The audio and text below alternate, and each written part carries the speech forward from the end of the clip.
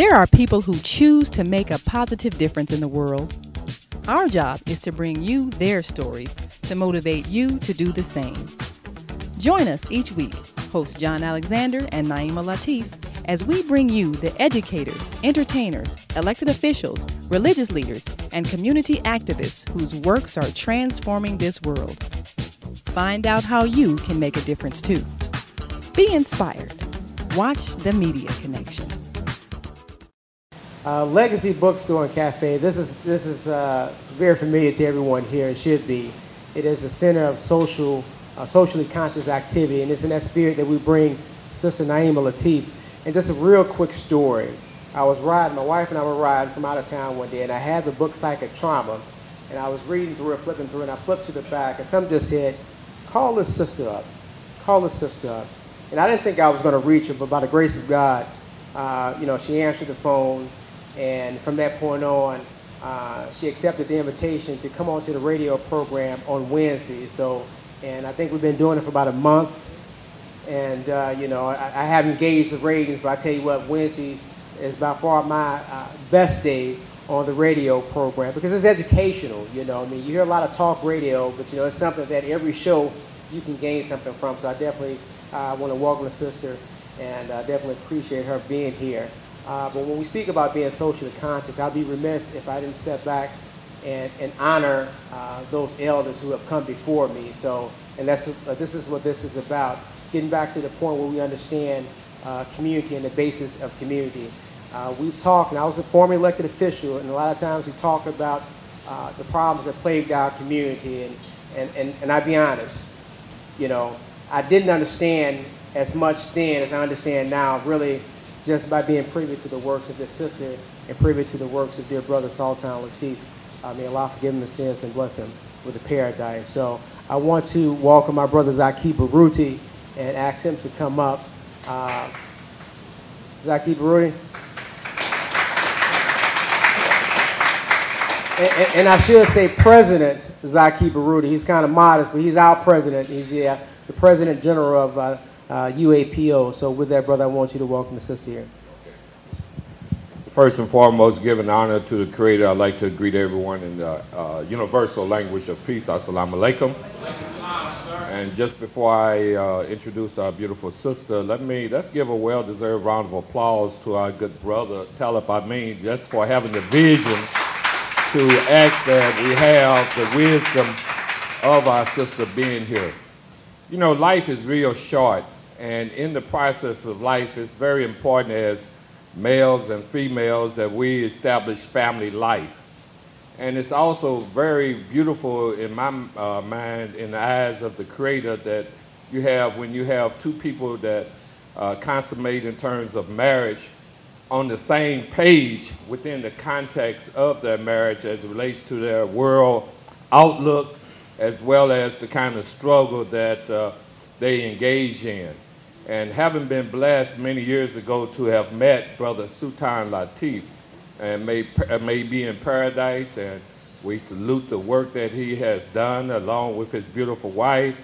It's just an honor to have a sister who looked upon her fellow husband, fellow soldier in the struggle, to say that I will continue the work that must be done to rise up a group of people here in this country that are lost in terms of their history, are lost in terms of the involvement that needs to be done to transform all of the negative kinds of things that impact our community that I know everyone in here is aware of. So it's in that spirit that I'd like to, on behalf of our organization, the Universal African Peoples Organization, on behalf of you that's here, on behalf of those who may not be here, who could not be here, to welcome you, to give you a hearty welcome here to the city of St. Louis. And one last thing, in that I was a former candidate for governor, we don't say not just here to St. Louis, but to the whole state of Missouri, her presence that we've been honored and warmed by as she deals with, as Brother Sultan dealt with, some heavy psychological issues impacting our community. So a hearty welcome to our beautiful sister, Naimah Latif. I'm only going to be here for about a half an hour edition because I have another commitment, but I had to be here to at least be here in your presence. So may God bless you, and may the kind of information that you share with those who are here stimulate everybody to continue into the struggle, because our children are in dire need. And I know everybody know that, right? So hopefully this just reinforces that dire need for us to set the example, and surely you are setting the example. God be with you. Peace.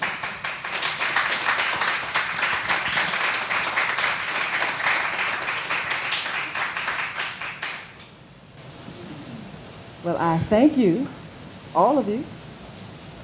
And I want to send my greetings of peace. Assalamu alaikum. You are here, of course, because you heard a word on the radio, and something in your soul told you to come and hear a message. But really, you heard the words of your soul coming from my mouth, and that's why you're here. Because inside, you know that you're on a mission. Now, we know in our community that there are two kinds of people. There are the conscious and the unconscious. And the conscious people know that they're conscious, but the unconscious people don't know they're unconscious. So you know that your mission is to awaken the unconscious.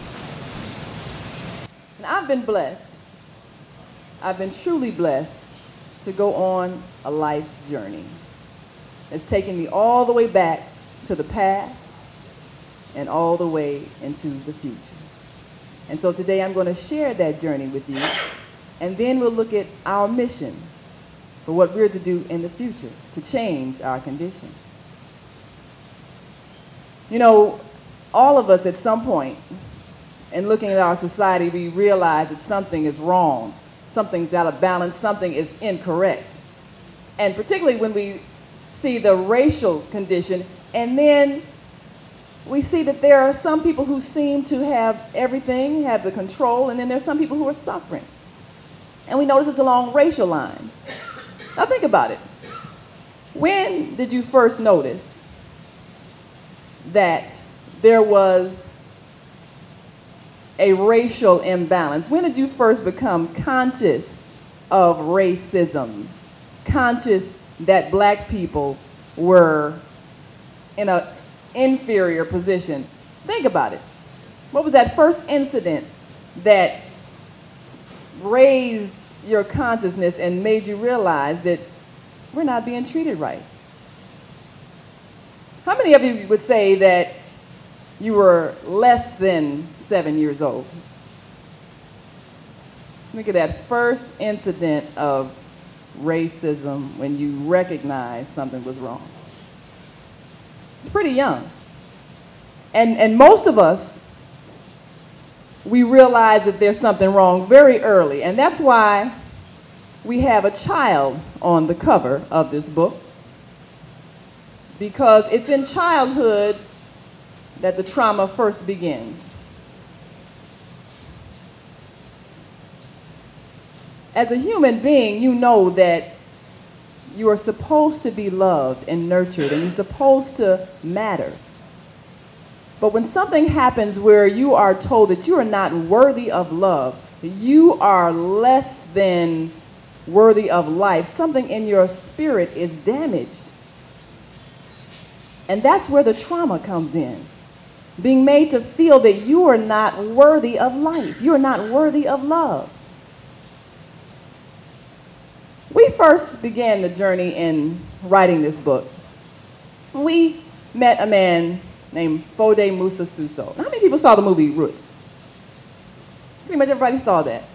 You know, Alex Haley, he went back to Africa, to the Gambia, and he met a man who was an oral historian who had recorded the history of their people in his memory. And he recited all the names of the people, and when he finally got all the way back to Kunta Kinte, that's when Alex Haley knew that was my ancestor.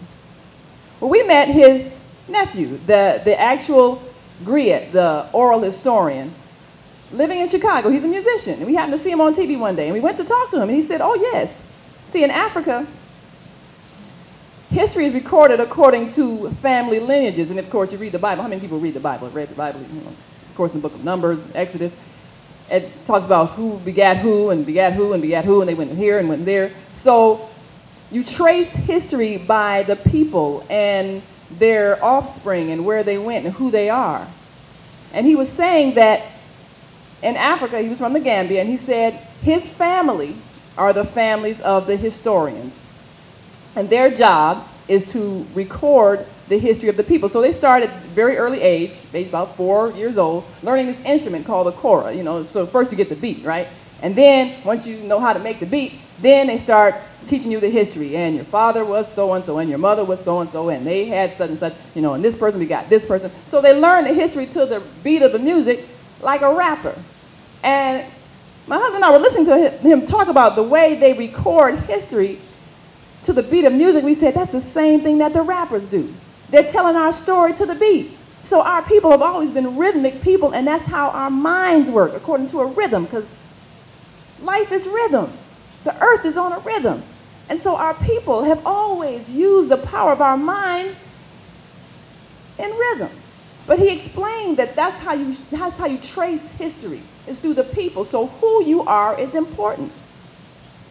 And as he spoke, that kind of turned a light on in us. We said, that's what it is. Because, you know, when you're that child and you realize that there's something wrong with the society that makes you feel like you're less than worthy of love and less than worthy of life and less than worthy of good treatment, you know, something's wrong. So we wanted to answer the question, what happened? Because we'd studied history and we knew that we had the great pyramids, but there was something wrong with this great civilization, and then suddenly we're in slavery. There was something not being told. So our mission in writing this book, Psychic Trauma, was to discover what happened. Where did we go wrong as a people?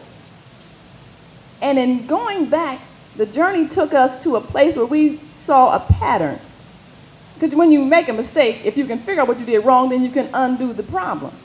So that was our mission, to find out where we went wrong so we could undo the damage and then make it correct. And we discovered some fascinating things in the process. First of all, pretty much everything that you've been taught about history is a lie. And you know, in the Bible, Jesus says the blind can't lead the blind because they all fall into a ditch. We've been following the blind. But of course, you're among the conscious. That's why you're in this room. So we, the conscious, the seeing, have to lead the blind.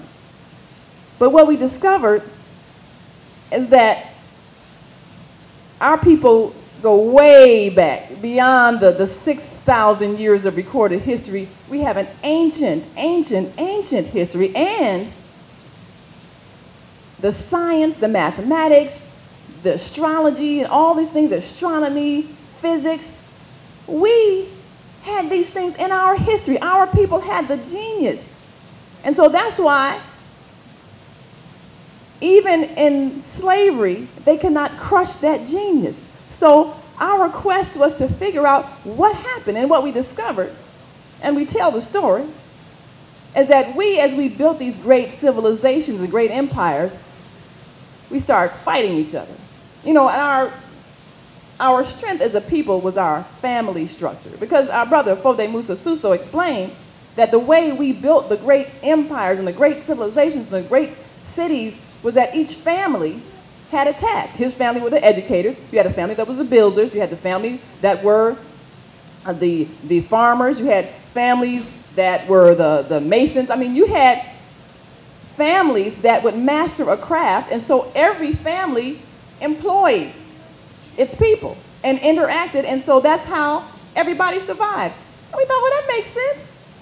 Now we know what's happening in our communities, the unemployment, the poverty, and everything. Well, of course, we don't have that system where families run businesses. And children know that they're going to grow up to be the educators, and so they master that, or they're going to be the traders, so they master that. But that's how we built the great empires of Ghana and Songhai and all of that. Because families work together. So the damage that we have among us has to do with the way we were taken away from that family structure.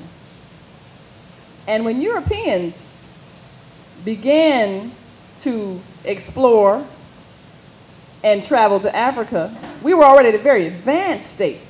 But just like what happens and what's happening here in America, when you get to a point where you create wealth, you start fighting each other. And they found in Africa in a state of war, and as what was the custom, fighting sides take prisoners of war. So they began to buy our prisoners of war with guns and whiskey, and then, of course, ship off to America. And when they discovered the strength and the skill that we had, they said, oh, these people, they know how to work, they know how to grow cotton, they know all these skills, they know how to build. And so we became a commodity, big business. Go and get some Africans, and build this country. And we've pretty much been a commodity ever since. They've been making money off of us. But if you had this great civilization, how do you take that and become nothing? So slavery became a scientific experiment to take a human being and transform them into somebody who was just a basic laborer. So what they did, those first Africans that came here, they took them away from their parents and then brainwashed them, programmed them to believe that they came from people who had nothing, knew nothing, and that they were condemned by God to serve white people forever. And they taught that to those first children who didn't have the benefit of their parents to teach them. The science, the math, the arts, none of those things. All they knew was what they had been told by those who held them captive. And slavery became the institution that built the wealth of America. But the way it was successful was to keep those of us enslaved brainwashed and put in motion a system where we would continue to teach our children that they were worthless and condemned by God to be servants. We do things to our children today to crush their spirit because we've been taught by our parents and who've been taught by their parents who've been taught by their parents who were slaves and did this as a means of survival, keeping our children from becoming aggressive so they wouldn't be killed as slaves.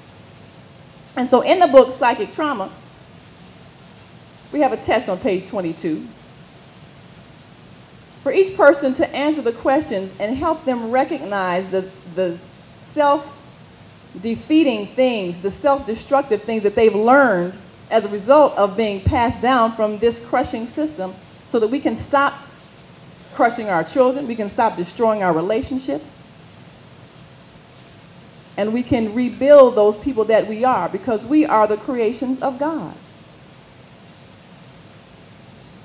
Now, in this journey back to the past, we also discovered that there was a reason why the native people lost this land because they made the same mistake we made. They had nations of people, and they were fighting each other.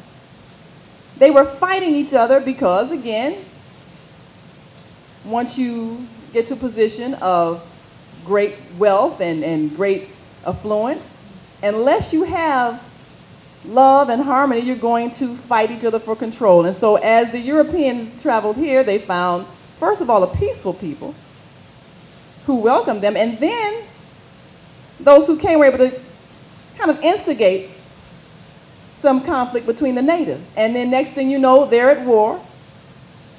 And then next thing you know, this land is being overtaken by invaders.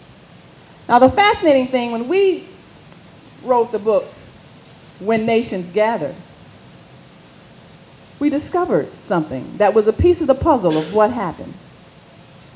Native people not only are advanced in terms of their understanding of nature, but they have an understanding of the future.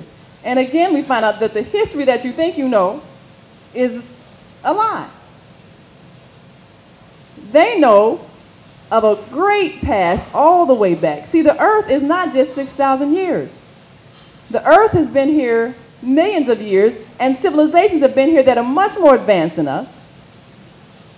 And we have not only flown before, we have traveled the stars, and there are those who have come here from outside the earth. And so many of the mysteries of the pyramids The Native American people have stories of a time when the earth had two other continents that are now missing, Lemuria and Atlantis. Now we think they're mythical, but actually the Native American people have the story of those places, and their prophets, their future visionaries, told them that there would be a time that this land would be destroyed because we would make the same mistake of those in the past who rose to power, rose to great technology and great advancement, and began fighting each other and destroyed themselves. And that was the continent of Atlantis. And they said that their people come from that era. They were the ones who escaped before the destruction. And the continent of Lemuria on the other side of America. So these are continents that have been destroyed. And we know in the Bible, we hear the story of Noah and the flood, but there were two other destructions before then. And what happened is the earth shifted after the destruction of those continents, and we actually lost the memory of that time. So we know that we only use about 5% of our brain. Where's that other 95%? Our memory has been wiped clean because of a continental shift, because of the destruction of two continents, perhaps nuclear destruction. But the native people, the ones that those who came here and conquered called primitive, they actually have ancient knowledge of a time far beyond what we have been told. And their prophets predicted that unless we learned how to live in peace, we were going to make the same mistake and destroy this continent. And in studying native culture, we began to put some pieces together and realize that mankind has been going through this cycle for age after age after age. What we discovered was that every people have been given a spiritual law. It can be summed up in one word: love. The universe is built on the power of love, which means desire for the well-being of others. So we're designed to cooperate with each other. And the earth will support us as long as we do that. But once we begin to abuse each other, we set in motion self-destruction. And once we do that, we destroy ourselves. Now, every spiritual master, no matter which religion you follow, whether it be Jesus with Christianity, the Prophet Muhammad with Islam, Buddha, or any other spiritual master, has always told us this. But what we do in our ignorance, we take their teachings and we twist it into a religion that supports our mistreatment of each other. And we just totally discard the spiritual laws. So what we discovered in this journey is that we in this time have a responsibility not to allow that destruction to happen again, because we're here on this earth in this time for a purpose. And just like you came to this room because you heard a message, your soul came to this earth at this time for a purpose. And what we discovered from the native people was that they did not lose, many of them, they did not lose the original understanding of the teachings, and knowing that we here as a human family are here on a spiritual mission to learn how to love. That's why we're here. And when we lose that, we destroy ourselves.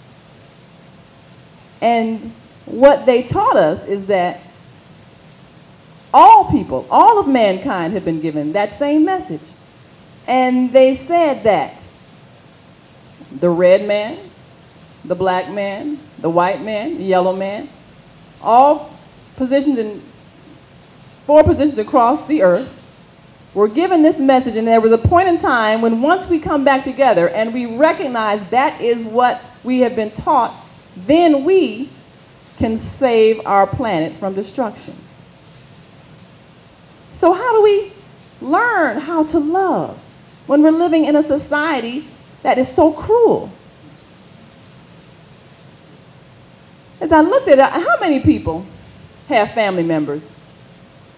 And you don't really like to see them come because they're out of order. You know, you got the sister that can't control the bad kids, and the uncle is always drunk and fighting, and you got to call the police on them, and you know, the nephew that you don't want to come to your house, you know he got a drug problem and he steals. People that are just out of order. But what the native people have said is that the younger brother, the last one to develop, the ones coming from Europe, they're like those that are out of order with the divine law. And that's why when they come places, if you're fighting, they're able to come and conquer you because you have lost your divine law. You're not loving each other anymore. And the only way you can overcome that is to restore the love between you. And they say we have to get younger brother in order. But how do we do that when we, the seeing, are following the blind? We have to change the way we raise the next generation. That's how we change the future. And so, in the process of writing this book, The Female Solution, I looked at what it is that we as women need to do to change the way we raise our children. And of course, I discovered that there's an anger inside of us. How many people know an angry black woman? Always mad. How many of us are an angry black woman? Why are we so angry? We're angry because we have not received love. Because we're living in a society that's been shaped by the younger brother that is out of order with the spiritual law. And so we have a culture that's been created that is hostile toward women. Women who are the givers of life. We're following a cultural attitude that's out of order, imbalanced, and totally anti-God, anti-life, designed to destroy the woman. Because our younger brothers, the ones that's out of order, the Europeans, misunderstood the divine law when they misinterpreted the spiritual law. They took the act of creation, the sexuality, the love between the man and the woman, and made it into something dirty because they misunderstood. And so we're following a belief that teaches us that the act of creation is dirty and the woman, the one who brings life, is sinful and condemned by God.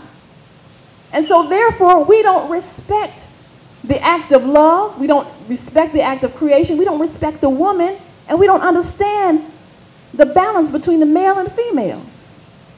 So we have a culture that needs to be corrected, needs to be changed.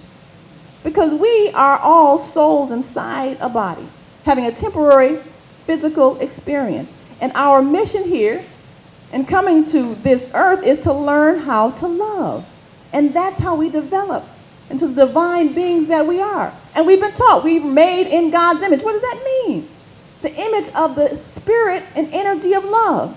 So if you have a teaching, if you have a culture that teaches that women are condemned by God and the first to sin and evil and all of that, then you cannot raise people who have a loving spirit. So that has to be corrected. And it can only be corrected if we change the way we raise our children. But women, in order to give love to the children and teach them those divine laws that our native brothers and sisters tell us we must follow in order to preserve our planet, we must have a culture that enables them to receive love. And we must be able to love each other as women. Find out how you can make a difference too. Be inspired. Watch The Media Connection.